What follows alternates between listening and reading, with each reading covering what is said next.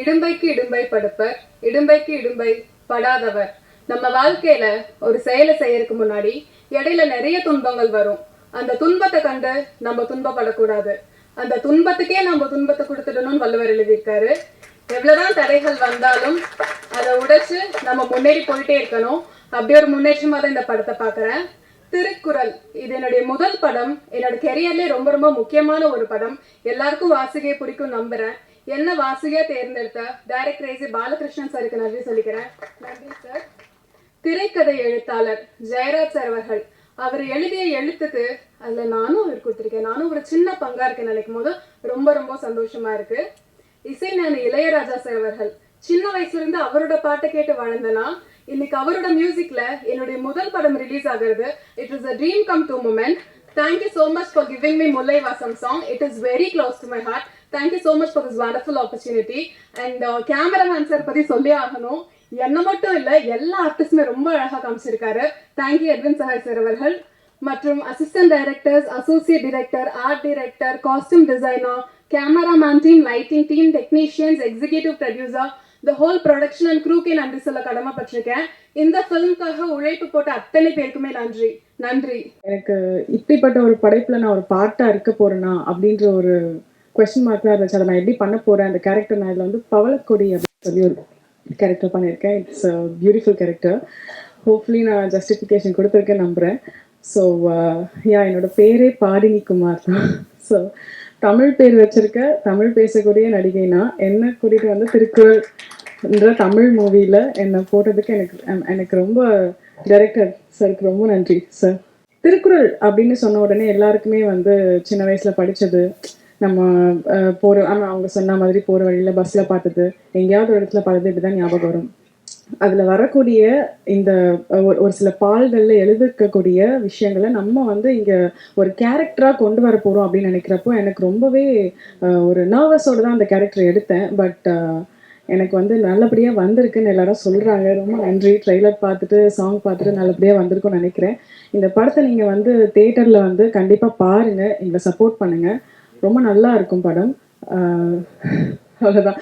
And ரொம்ப பெரிய பெரிய விஷயம், இசைஞானி இளையராஜா சாரோட மியூசிக்கில் எனக்கு ஒரு பாட்டு இது வந்து எத்தனை பேரோட கனவா இன்னே வரைக்கும் இருக்குன்னு எனக்கு தெரியல. பட் நடித்த வெகு சில மூவிஸ்லேயே எனக்கு வந்து இந்த வாய்ப்பு கிடைச்சது வந்துட்டு எனக்கு ரொம்ப பெரிய பெரிய ஒரு விஷயமா இருந்துச்சு. இசைஞானி சார் முதல்ல அந்த பாட்டை எனக்காக ப்ளே பண்ணப்போ லைக் கண்ணிலேருந்து தாரையாக தண்ணி வருது. எனக்கு என்ன பண்ணுறதுன்னு தெரியல. அந்த அளவுக்கு ஒரு எமோஷ்னலான மொமெண்ட்டாக இருந்துச்சு. அண்ட் ரொம்பவே எனக்கு தேங்க்ஸ் டு யூனிவர்ஸ் ஆக்சுவலி இந்த ஒரு வாய்ப்பை எனக்காக அமைச்சு கொடுத்ததுக்கு. அண்ட் எங்கள் டீம் எல்லாருக்குமே ரொம்ப ரொம்ப ரொம்ப தேங்க்ஸ். எனக்காக நான் இந்த ஃப்ரேமில் வரணும் அப்படின்னு நினச்சி ஒவ்வொருத்தரோட உழைப்பு இருக்கும் இல்லையா, அது எல்லாத்துக்குமே ரொம்ப நன்றி. அண்ட் வந்திருக்க உங்களுக்கும், நான் இப்போ பேசுகிற எல்லாத்தையுமே நீங்கள் எழுதிட்டுருக்க உங்களுக்கும் ரொம்ப நன்றி. எல்லாருக்குமே ஒரு கனவு இருக்கும். எனக்கு அந்த கனவு இருந்தது. நான் நாகேஷ் சாரோட மிகப்பெரிய ஒரு வெறிய ஃபேன்ஸ். இன்று வரை நாம் வந்து திருவிளையாடலில் படம் பார்த்தோம்னா டக்குன்னு நம்ம யோசிக்கிறதே வந்து நாகேஷ் சாரோட தனிமை கேரக்டர் தான் நம்ம யோசிப்போம். அப்படி ஒரு கேரக்டர் எல்லாத்துக்கும் அமையுமா அப்படின்னு சொன்னால் எல்லாருக்கும் ஆசை இருக்கும். இந்த மாதிரி ஒன்று நடிக்கணும்டா, இந்த மாதிரி அவர் மாதிரி ஒரு கேரக்டர் எனக்கு அமையண்டா. வீட்டில் எல்லாம் கூட நாடகங்கள் எல்லாமே சும்மா நம்ம அதை மாதிரிலாம் நடித்து பார்ப்போம். ஆனால் டைரக்டர் என்னை கூப்பிட்டு பார்த்து, கொட்டச்சி இதில் ஒரு விஷயம் ஒன்று இருக்குது, நீங்கள் பண்ணுங்க அப்படின்னு சொன்னார். கேட்குறப்போ நான் இதை மக்கள் என்னமோ ஏதோ சின்னது ஒரு கேரக்டரு அந்த மாதிரி தான் நான் அந்தக்குள்ளே நான் நினச்சிக்கிட்டேன். ஆனால் சார் எனக்கு திருவிளையாடல் படத்தில் நாகேஷ் சார் நடித்த ஒரு கேரக்டர் மாதிரி ஒரு தருமி நீங்கள் தான் கொட்டாச்சி பண்ணுறீங்க அப்படின்னாரு. என்னால் அதை இவனுக்கவே முடியல. உண்மையாக இது அப்படின்ற அளவுக்கு நான் வந்து நினச்சி போயிட்டேன். அப்பேற்பட்ட ஒரு கேரக்டர் எனக்கு கொடுத்துருக்காரு. ஆனால் அதில் ஃபுல் அவர் வந்து எல்லாரையும் வயிறு உலக சிரிக்க வச்சுருப்பார். இதில் மனசில் நிற்கிற மாதிரி எனக்கு ஒரு கதாபாத்திரம் கொடுத்துருக்காரு. இதுக்கு டைரக்டருக்கு வந்து இப்படி ஒரு கேரக்டர் கொட்டாச்சிக்கு வந்து புதுமையாக கொடுத்ததுக்கு சார் மனமார்ந்த நன்றிகள் சார். கண்டிப்பாக இந்த படம் வந்து எல்லாருமே வந்து பாடப்புக்குலேயும் நம்ம வழிபோக்குலேயும் யாரோ ஒருத்தர் சொன்னதுலேயும் பஸ்ஸுலேயும் இந்த மாதிரி ஒவ்வொரு குரலாக தான் நம்ம பார்த்துருப்போம், படிச்சிருப்போம், கண்டு அப்படியே போயிருப்போம். ஆனால் இப்படி ஒரு படமாகவும் ஒரு பாடமாகவும் நாம் வந்து இந்த படம் மூலமாக வந்து எல்லாம் நிறையா விஷயங்கள் நம்ம தெரிஞ்சுக்கலாம். இது வந்து இன்னைக்கு ஜெனரேஷனுக்கும் அடுத்த வரப்போகிற எத்தனையோ ஜெனரேஷனுக்கும் குழந்தைகளுக்கும் போய் இந்த படம் வந்து கண்டிப்பாக சேரும். குடும்பத்தோடு கொண்டு போய் எல்லாரும் படம் பார்க்க வேண்டிய படம் என்ன படம்னா அது திருக்குறளாக தான் இருக்கும். அதுக்கு வந்து இந்த படம் நாங்கள் பார்த்துட்டோம். அதனால தான் நான் வந்து இவ்வளோ பெருமையாக நம்ம சொல்கிறோம்.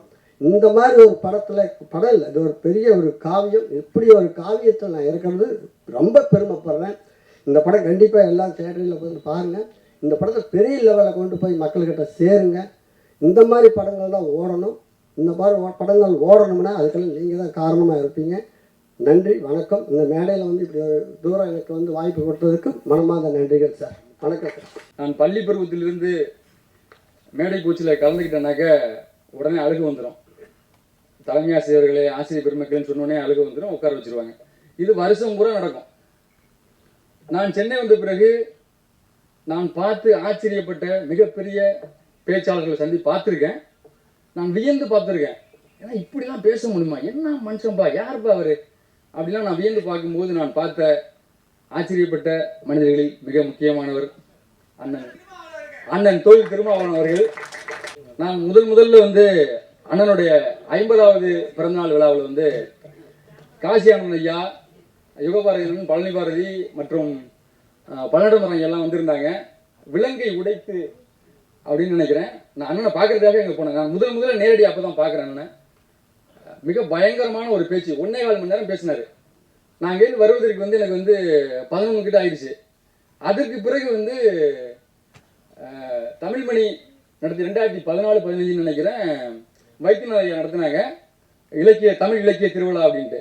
அந்த விழாவிற்கு வந்து எண்ணெய் செதுக்கிய இலக்கியம் என்ற தலைப்பில் வந்து அண்ணன் திருமாவளவன் வந்து பேச வந்திருந்தாங்க. முதல் முறையில் வந்து பலகரப்பையா பேசிட்டு போயிட்டாங்க. ரெண்டாவது வந்து புரட்சி புயல் வைகோ அவர்கள் வந்து பேசுகிறாங்க. அப்போ வந்து வைகோ ஐயா பேசும்போது கடைசியில் மேடையில் வந்து அழுதுட்டாங்க. பாண்டிய மன்னனுடைய சபையில் வந்து கண்ணகி வந்து நீதி கேட்டா, இலங்கையில் வந்து என் சகோதரிகள் யார்கிட்ட நீதி கேட்பாங்க அப்படின்னு சொல்லிட்டு மேடையில் கதறி அழுதுட்டாங்க. அது எனக்கு தெரியுமா என்னன்னு தெரியல. அழுத பிறகு எல்லார்ட்டையும் மன்னிப்பு கேட்டாங்க.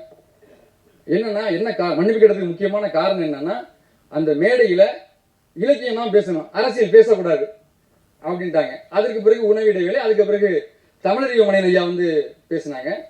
தமிழறிவு மணியன் ஐயா பேசின பிறகு டக்குன்னு துண்டு சீட்டு வந்துருச்சு. நேரம் கருதி நீங்கள் கொடுத்துறாதீங்க, நேரம் கருதி நீங்கள் சீக்கிரம் உரையை முடிங்க அப்படின்னு. என்ன பண்ணிட்டாங்கன்னா, அவர் கோச்சிக்கிட்டு நன்றி வணக்கம் இதுதான் மேடைக்கு வர்றதில்லை அப்படின்னு இறங்கிட்டாங்க. அதற்கு பிறகு நான் அவரோடு எதிர்பார்த்த, நான் பெரிதும் மதிக்கிற அண்ணன் திருமாவளவன் வந்து உள்ள வர்றாங்க. அந்த ஆய்வுரை கிட்ட 2000 பேர் உட்காந்து நினைக்கிறேன். நான் மேலே டாப்பில் உட்காந்துருக்கேன். அண்ணன் உள்ள இன்றி நம்மளுக்கு தலைவர் வந்துட்டாரு அப்படின்னு நினச்சிக்கிட்டு ஒரே ஜாலியாக இருக்கேன். ஆனால் ஒரு பெரிய சந்தேகம், அண்ணன் எப்படி இலக்கியம் பேசுவாங்க, ஏன்னா அவர் அரசியல் பயங்கரமாக பேசிட்டு இருக்கேன். ஆனால் அண்ணன் மிகப்பெரிய ஒரு புத்தக குழுன்னு எனக்கு தெரியும். இருந்தாலும் யோசிச்சுக்கிட்டு இருக்கேன். பார்த்தா ஐயா அண்ணன் வந்து எண்ணெய் செதுக்கி இலக்கியங்கிற தலைப்பில் வந்து அண்ணன் மேடையில் பேச போகிறாங்க. பேசும்போது வழக்கம் போல அன்பான கட்டளை ஆசிரியர் வைத்தியநாதன் ஐயா வந்து ஆணை பிறப்பிக்கிறாங்க, அரசியல் பேசக்கூடாது அப்படின்னு. நான் வியந்து இன்று வரை ஒரே மேடையில் இவ்வளவு பெரிய ஒரு அறிவாற்றலை வெளிப்படுத்தி ஒரு மாமனிதரை நான் பார்த்து வியக்கிறேன். அண்ணன் சொன்னாங்க, அப்ப வரம்பு மீறுவதுதான் திருமாவளவனுக்கு பிடிக்கும் அப்படின்னு. நீங்க ஆணை பிறப்பிப்பதே வந்து அது ஒரு அரசியல் அப்படின்னாங்க. நீங்க ஆணை பிறப்பதே ஒரு அரசியல், வரம்பு மீறுவதுதான் திருமாவளவனுக்கு பிடிக்கும் அப்படின்னாங்க. எனக்கும் வரம்பு மீறுவதுதான்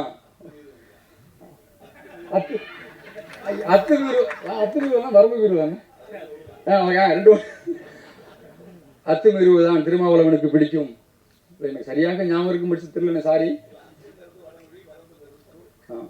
வரம்பு மீறுவதுதான். நான் ஏன் போயிட்டே போறேன், வரம்பு மீறுவதுதான் திருமாவளவனுக்கு பிடிக்கும்னாங்க. அரங்கமே அதிர்ந்துருச்சு பயங்கரமா. எனக்கும் வரம்பு மீறுவது ரொம்ப பிடிக்கும். இருந்தாலும் நான் பயணிக்கின்ற பாதை வேறு. நான் பயணிக்கிற பாதை வந்து பணிவு, அண்ணன் பயணிக்கிற பாதை வந்து துணிவு. ஏன்னா தன்னைத்தான் காக்கின் சினங்காக்கா காவாக்கால் தன்னையே கொள்ளும் சினம்.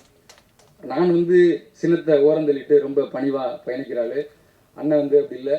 உறுப்பமைந்து ஊர் அஞ்சா வெல்படை வேந்தன் வெறுக்கையில் எல்லாம் தலை அப்படின்னு படைமாட்சியில் குறிப்பிட்டது போல அண்ணன் வந்து கம்பீரமாக பயணிக்கக்கூடியவர். திரைப்படத்தை உலகம் பூராவும் கொண்டு சேர்க்க வேண்டிய பொறுப்பு ஊடகத்துறை, பத்திரிகைத்துறை நண்பர்களுக்கு மட்டுமல்லாது இங்கே வருகை இருந்திருக்கக்கூடிய உங்கள் அத்தனை பேருக்கும் இருக்குது. அதை நீங்கள் கண்டிப்பாக இந்த படத்தை உலகம் பூரா கொண்டு சேர்ப்பீங்கன்னு நான் உங்களை அன்போடும் பணிவோடும் கேட்டுக்கொள்கிறேன்.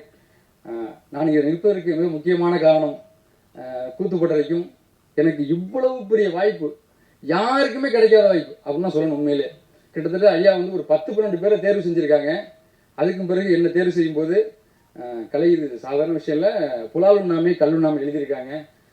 அதனால் நீங்கள் அதை ஃபாலோ பண்ணுங்க அப்படின்னாங்க. இன்று வரை நான் இந்த படத்திற்காக விரதம் இருக்கிறேன்.